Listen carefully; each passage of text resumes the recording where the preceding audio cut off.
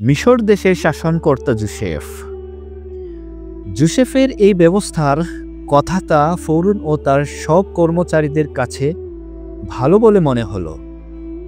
ফরৌন তার কর্মচারীদের বললেন, এই লোকটির মধ্যে এমন কিছু রয়েছে যা এই পৃথিবীর নয়। এর মতো আর কাকে আমরা খুঁজে পাব? এরপর ফরৌন জোসেফকে বললেন, তোমার ঈশ্বর যখন তোমার কাছেই এইসব প্রকাশ করেছেন, তখন তোমার মতো জ্ঞানী ও বুদ্ধিমান আর কে আছে? কাজেই রাজবাড়ির সমস্ত ভার তোমাকেই নিতে হবে। তোমার মুখের হুকুম মেনেই আমার সমস্ত লোকেরা চলবে। কেবল রাজা হিসেবে আমি তোমার উপরে থাকব। ফরৌন জোসেফকে আরও বললেন, মনে রেখো, আমি সারা মিশর দেশের উপর তোমাকে নিযুক্ত করলাম। তারপর ফরৌন নিজের হাত থেকে সিলমোহর দেওয়ার আংটিটা খুলে নিয়ে জোসেফের হাতে পরিয়ে দিলেন। তিনি তাকে সুন্দর কাপড় পরিয়ে তার গলার একটা সোনার হার দিলেন। এরপর তিনি জোসেফকে তার রাজ্যের দ্বিতীয় রথে বসালেন। রথ চলবার সময় জোসেফের আগে আগে ঘোষণা করা হলো, হাতুপাত হাতুপাত। এইভাবে ফরৌন জোসেফের উপর সমস্ত মিশর দেশের ভার দিলেন। পরে তিনি জোসেফকে বললেন, যদিও আমি এখনো রাজাই আছি, তবুও সারা মিশর দেশের লোক তোমার হুকুমে উঠা বসা করবে। ফরৌন জোসেফের নতুন নাম দিলেন সাফনাত পানে। অন শহরের পুরোহিত পটিফেরের মেয়ে আসনতের সঙ্গে তিনি জোসেফের বিয়ে দিলেন। এরপর জোসেফ গোটা মিশর দেশটা ঘুরে আসবার জন্য বেরিয়ে পড়লেন।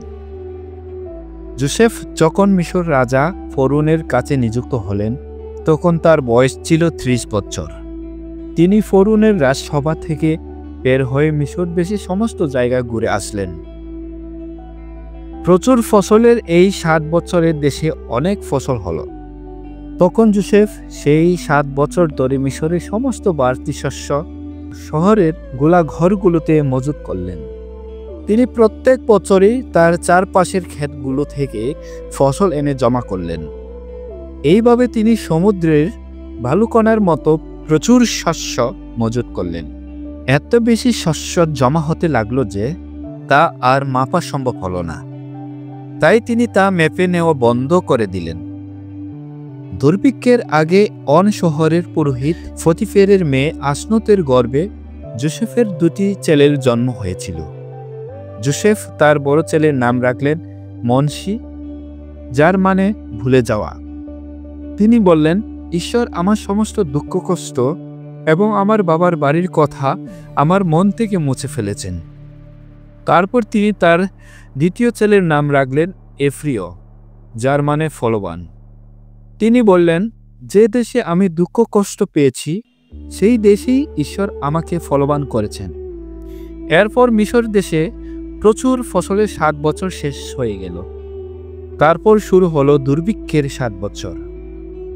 জোসেফের কথা মতোই সবকিছু হলো।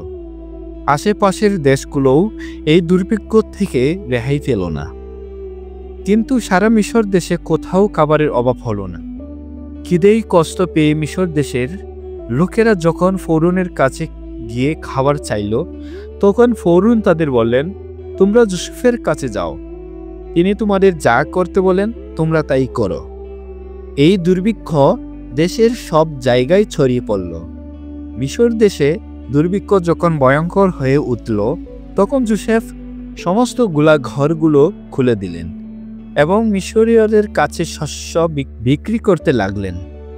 অন্যান্য দেশেও দুর্ভিক্ষ এত ভীষণ হয়ে উঠল যে সেখানকার লোকেরাও জোসেফের কাছ থেকে শস্য কিনবার জন্য মিশরে আসতে লাগলো।